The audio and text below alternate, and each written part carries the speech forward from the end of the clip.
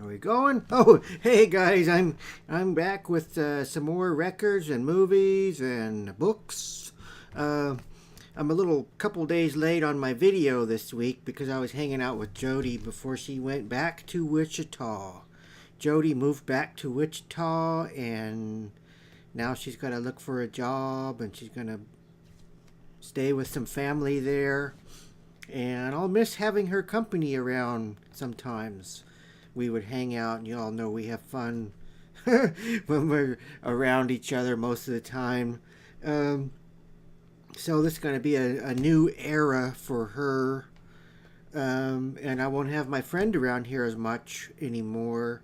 So she's just going to have to come down and visit, and I'll have to go visit over there now and then. I've never been to her area before over there.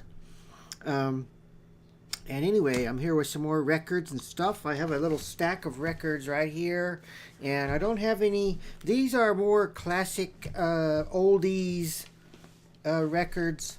So if you're expecting heavy metal and devil music, I don't have any in this stack.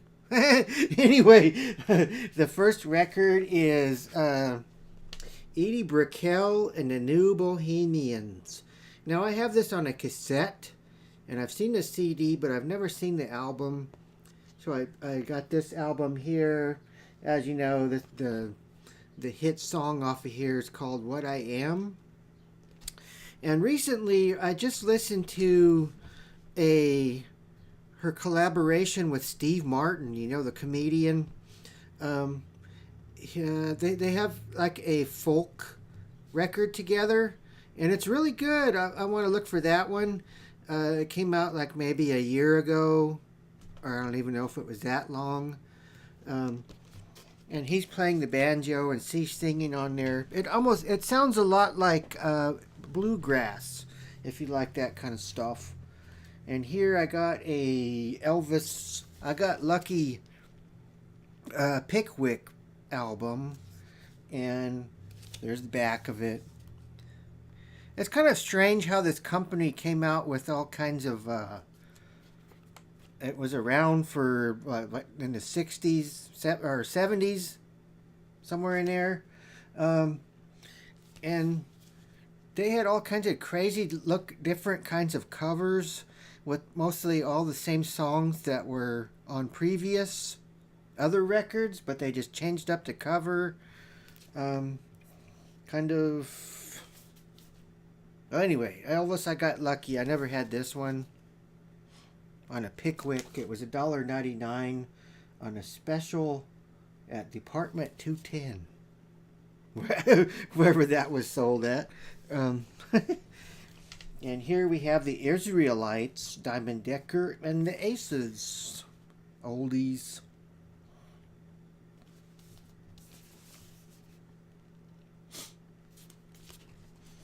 And here we have a Sun record of Johnny Cash.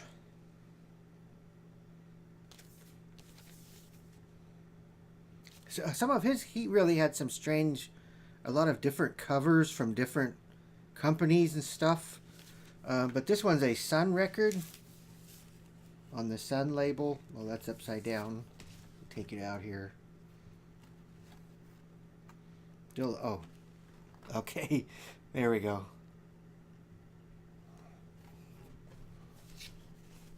Trying to handle it by the edges, people. I know how people get crazy over if you try to grab the record like this or something and you're all rubbing all over it and getting your fingerprints all over the darn place. Like it really matters. You're going to be dead someday anyway, and somebody else is going to be listening to your record. Oh. Never mind. The Strawberry Alarm Clock. Good Morning Sunshine.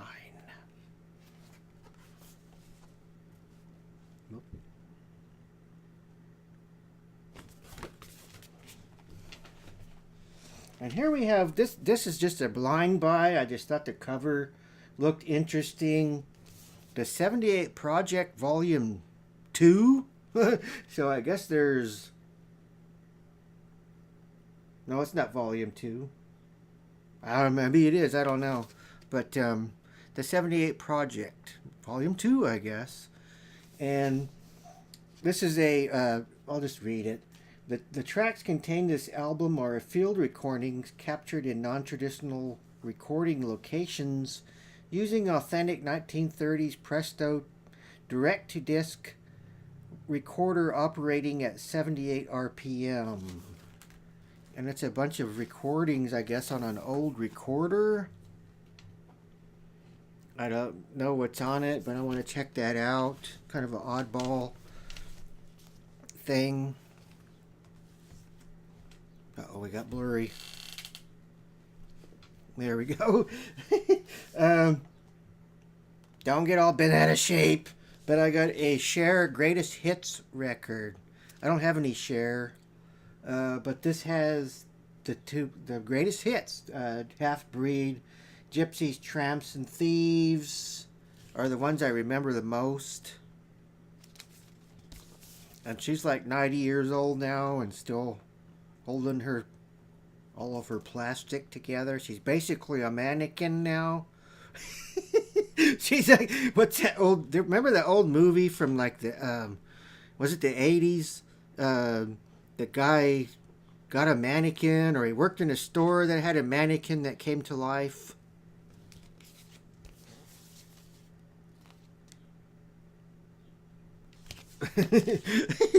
Anyway, and here we have Finding Julie London all the time now. Here's another Julie London. Like I said in my other videos, very nice voice to me, and she's also quite the looker back in the day. What weird thing about this is it looks like it's in the shrink still, but I'm not sure if that's shrink wrap or if it's the some of these covers, they were really glossy. They had like a glossy sheen over them, and I'm not sure if that's what that is, and it's just coming off because it's glossy under there a little bit. But that would be something if that was still the original shrink wrap on this old Julie London. And lastly, as far as the records go, I have this was $8 for 7 albums, 6 decades of songwriters and singers, American Popular Song, the Smithsonian Collection, and recordings. And this is just a bunch of classic singers and crooners like Nat King Cole, Sarah Vaughan, Rosemary Clooney, Peggy Lee, Benny Goodman and his orchestra, Fred and Adele Astaire, Ethel Waters, Lena Horne, Frank Sinatra, Ella Fitzgerald, I think I already said, Tony Bennett, Aretha Franklin, amongst many others. And that's a 7-album set, like a compilation. I can put that on and just listen to the classics from way back, probably for about 3-4 days on this. Anyway, and that's all the records. Now I got some movies to show you, and I got some classic TV today. I'm pretty sure all of you enjoyed some classic TV back in the day. That's older, are us older people, and you can still catch some of these on the classic TV networks and things. And the first one is Sanford and Son. You guys all remember Sanford and Son? If you don't, you should need to go watch this right now. You can pick up the complete series at Walmart for $20 right now. All 6 seasons. Over 17 discs in there, DVD. And I remember watching this when I was in grade school, and by then it came on kind of late, and my mom would fix me my TV dinner in those metal trays, like the foil trays like they used to have back in the day, and you had to cook them in the oven. Nobody really had microwaves as much back then, unless you was a multi-billionaire or something. But there were microwaves then, but they were very scarce. Anyways, it was about my bedtime, but I'd kind of eat my TV dinner slow so I could watch Sanford and Son. You big dummy. That sort of thing. That's a fun show. Here's another one from the 70s, and it's Kolchak, the Night Stalker. This one was only on a couple of years back then, but it's one of my favorite shows I remember watching from those days, because I would sit with my uncle, again, Bruce, because I didn't have any brothers or sisters around then, and he was basically my older brother, and this is what he would be watching, and I got into it too. And this was only about a couple of years. It was only on a couple of years. And you'll probably, if you want to see this, you'll have to order it on eBay. I don't know if it's on Amazon.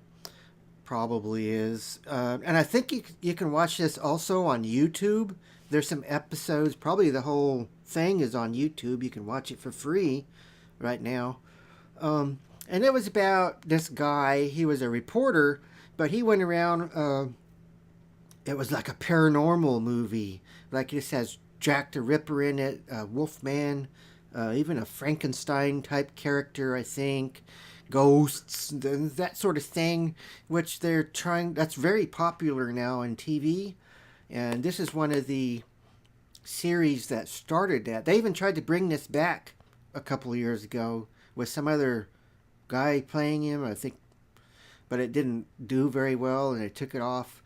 But Kolchak, the Night Stalker. And here's another one, another classic that me and my uncle would watch. Kung Fu. I got all 3 seasons here, and this was only on for 3 seasons. The original Kung Fu, but it did come back on later on. I believe that was in the 80s or 90s. It came back on, and it was supposed to be Kwai Chang or a Grasshopper's great grandson or something, but it was David Carradine playing him. And this is another good one. If you haven't seen this, check it out. I haven't checked to see if it's probably on YouTube or somewhere else for free also. And it spawned like 1 or 2, 3 movies. And he died, and then the actor played he had an unfortunate death, which I won't talk about too much here. You can look that up on his history. David Carradine, and that's very unfortunate that there's been a lot of musicians and actors like committing suicide. I mean, they're like multi-millionaires. They got model wives, live in a mansion or something, and they kill themselves. And that just really, I find that strange.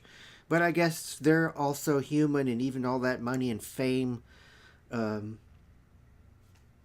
can't help it if they're depressed and hooked on drugs and whatnot.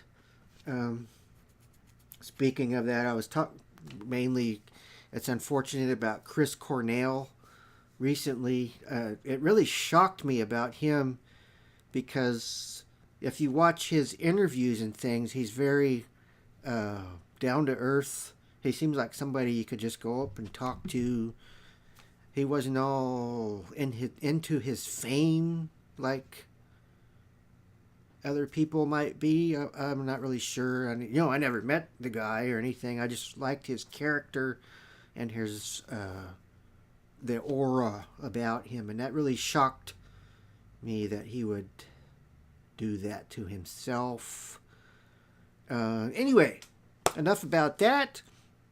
Thanks for tuning in and watching, and I'm got a book coming up here. I'm going to show a book. I think I'm going to get... What's going on?